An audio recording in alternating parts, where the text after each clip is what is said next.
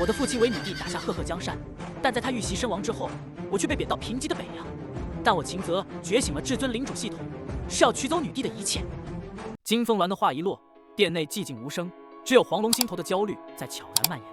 他原本已是事到如今，想要逃避都难，如何应对眼前的局势成了他最为头痛的问题。突然，张力的声音打破了沉默：“陛下，微臣还有要事启奏。”这句话让黄龙更加不安，他知道接下来可能是他的厄运继续延续。张力的话如利刃刺向黄龙：“陛下，镇北王来信中说，先前剿匪之时，便发现匪寇与那北苑城统军赵元有所牵连。”言辞间透露着对黄龙的质疑和怀疑，让在场众人都不禁对黄龙投以异样的目光。黄龙心中焦虑至极，他连忙跪地求情，试图为自己辩解，但金风鸾却冷冰冰地宣判了他的结局，将他的官职降了一级，并派他的儿子黄天虎去支援镇北王。这一切都是女帝的精心安排，让黄龙不由得感到绝望和愤怒。退朝之后，黄龙心情沉重地回到府中，面对着儿子黄天虎的质问，他无奈地交代了一切。黄龙深知此行的危险，他不禁对黄天虎嘱咐道：“你战场经验不多，我让元朗和你一同前去，去了战场，你得听他的，明白了吗？”黄天虎虽然不满，但最终还是默许。黄龙看着儿子黄天虎那傲慢的神情，心头不禁一阵叹息。他知道儿子的战绩被夸大了，大部分功劳都是他事先安排好的，但这种虚假的光环让黄天虎自负得无法无天，完全迷失在常胜将军的名号中。黄龙必须给儿子一个教训，让他明白在战场上不是一味的自负能够立于不败之地。于是他详细解释了前往北凉的真实目的，希望能让儿子明白自己的局限性。不过黄天虎并不接受黄龙的说法，仍然固执地认为自己无所不能。黄龙见劝说无效，只好转而向黄元朗寻求帮助。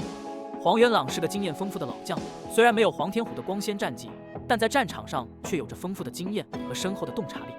黄龙决定让黄元朗带领部队，希望他能够带领黄天虎完成任务，而不是让黄天虎胡乱指挥。毕竟黄龙对于自己儿子的能力并不是完全信任。黄龙告诉黄天虎，他必须全程听从黄元朗的指挥，这样才能顺利完成任务。他还向黄天虎保证，只要完成得好，就会得到更多的机会和重用。在离开前，黄天虎表现出了不同以往的严肃态度，他有一种预感，一旦完成任务，黄家将迎来新的巅峰。这让黄龙心中暗自庆幸，同时也期待着儿子能够在这次任务中成长和改变。在北库草原，蓝天白云之下，无数骏马悠闲地在草地上嚼食着泛黄的野草。忽然间，马群中传来几声嘶鸣，引起了一阵躁动，但很快又平息了下来。一名倚靠在木栏杆上的矮个男人听到了马群的动静，掏了掏耳朵，抬眼朝马群看去，发现马匹们都在悠闲地吃草，并无异常。他转头对身边一个身穿皮袄的高大男人说道：“你听说了吗？大前国的镇北王杀了我们8万北族勇士，这一次下手真狠。”高大男子挠了挠头，回答道：“木儿茶，你说错了吧？几年前大前国不是和我们打了次硬仗吗？那一次死了也有好几万了。”矮个男人脸色沉了下来：“我知道，这镇北王听说就是那秦昊天的儿子，叫秦泽。不过那场仗都什么时候的事了？我说的是这2年。”高个男点了点头：“那倒是，这次大前下手实在是太狠了，天杀的玩意儿！大汉王很生气，后果很严重，现在已经在征调兵马，要为那些族人们报仇了。”两人看着放牧的马匹，眼中露出笑意。远处，一群马匹后面，几名虎豹骑正在绘制堪舆图。几人完成任务后，骑上马匹离开。不久，他们来到湖泊旁，一名胡马人被捆缚在地上。霍去病站起身，接过堪舆图，笑着说：“进展很好，再探几日便可抵达北库枢纽了。”转眼间8天过去了，草原上一片宁静，似乎一切都平稳无事。但在这表面的平静之下，危机已经悄然降临。秦泽站在营帐中，双眼冷酷。霍去病站在一旁，沉声报告：“主公，我们得到的消息显示，屠于纯的部族已经开始招募兵马，准备与您在虎龙关一决雌雄。”秦泽点了点头，表情不变。他早已预料到这一天的到来。他从俘虏胡马人的口中得知，屠于纯的部族忌惮他歼灭了8万胡马兵，怀疑他手上有庞大的兵力，因此才会给了他们这几天的喘息时间。但不管屠于纯的真实动机是什么，现在的确是危急之时。秦泽心中清楚，胡马部族联合起来对付他的可能性越来越大。不久前，秦泽收到了北凉哨兵的报告，说朝廷派出大军进入北凉，首战是北苑城。秦泽明白，他在北库草原的行动已经引起了金风鸾的警觉。他派出大军前来，不是为了支援他，而是为了控制他。但秦泽并不惧怕，他自信能够击败任何敌人，夺取最终的胜利。秦泽冷笑着向系统发送指令，解锁了2星商城。商城打开后，他迅速选择了一些必要的军备，包括人口、盔甲、头盔、长枪、长弓等，还特别关注了马甲和弓箭。他注视着眼前的数字，兴奋地看着系统提示的消耗和剩余积分。他没有犹豫，将旧装备回收，并用新装备替换。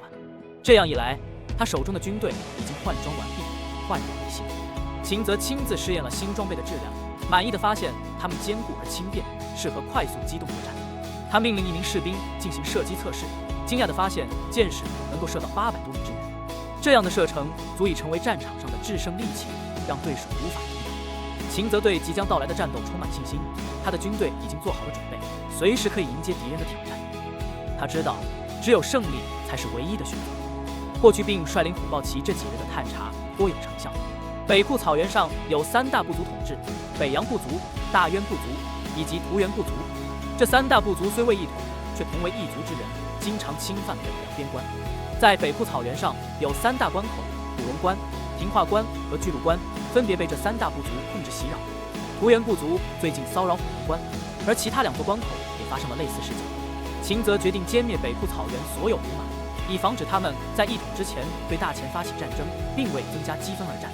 据探查，图原部落虽损失了8万虎马兵，仍有12万大军。平化关的北洋部族拥有20万大军。至于巨鹿关的大渊部族，兵力更加强大，但距离较远，兵力尚未完全探明。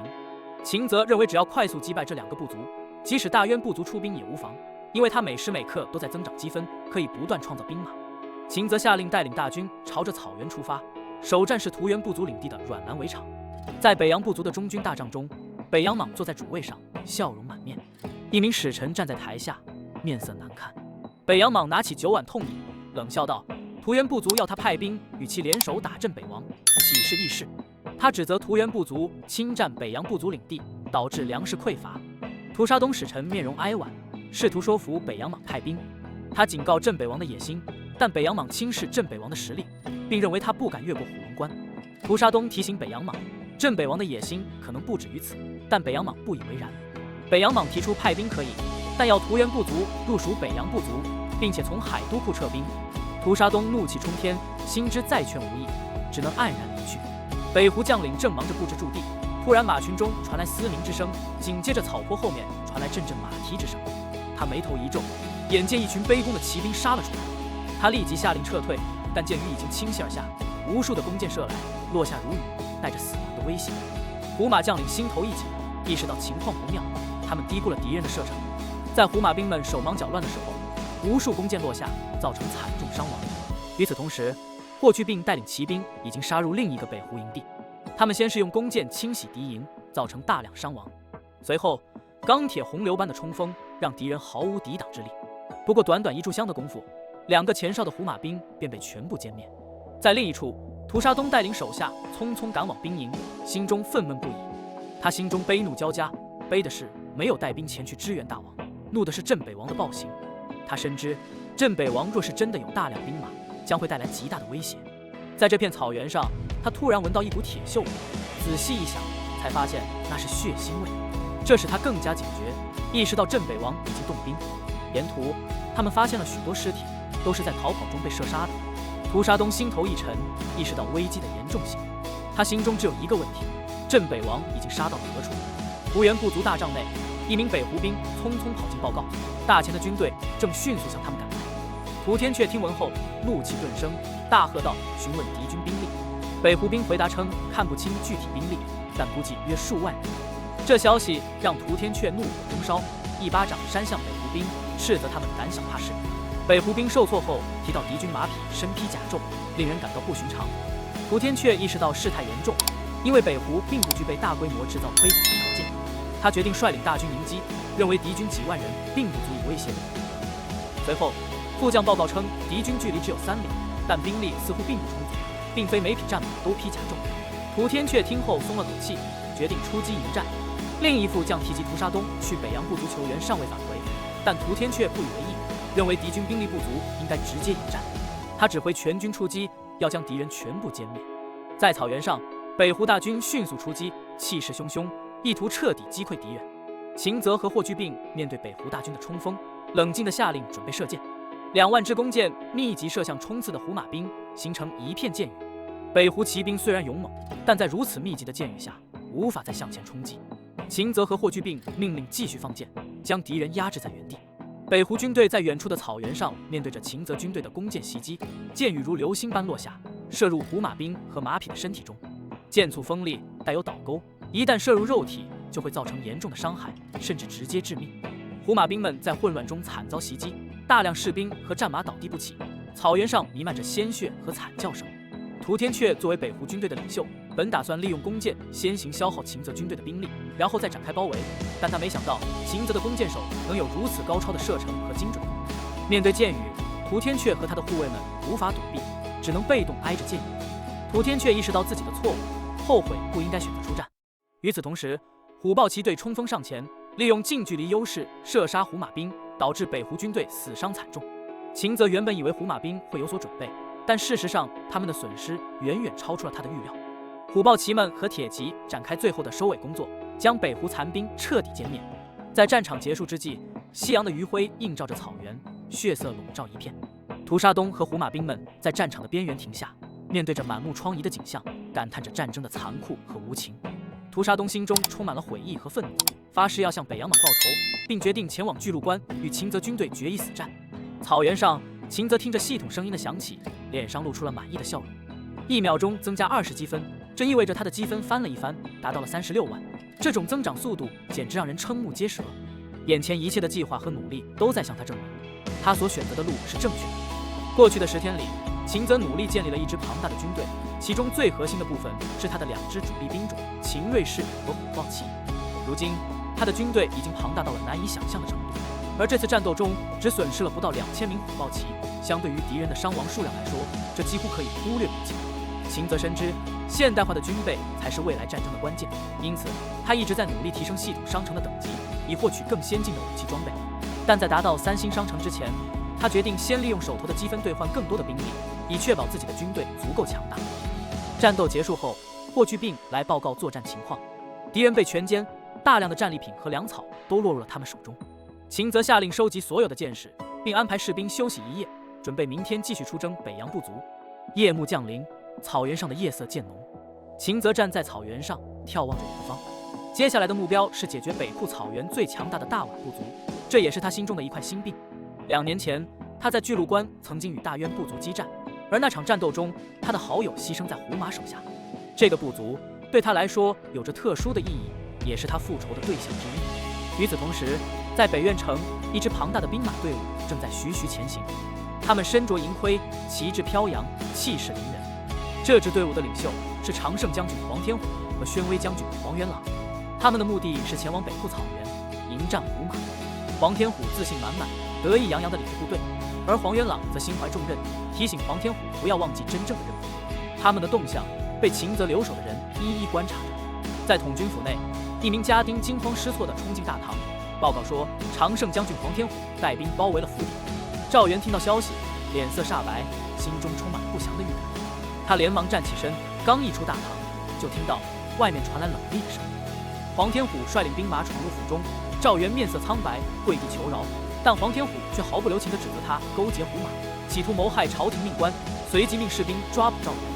赵元心中惊恐，他竭力解释自己的忠诚，但黄天虎已经下定决心要斩草除根。赵元被士兵拿下，但他却突然发起了反抗，从靴中抽出短刃朝黄天虎扑去。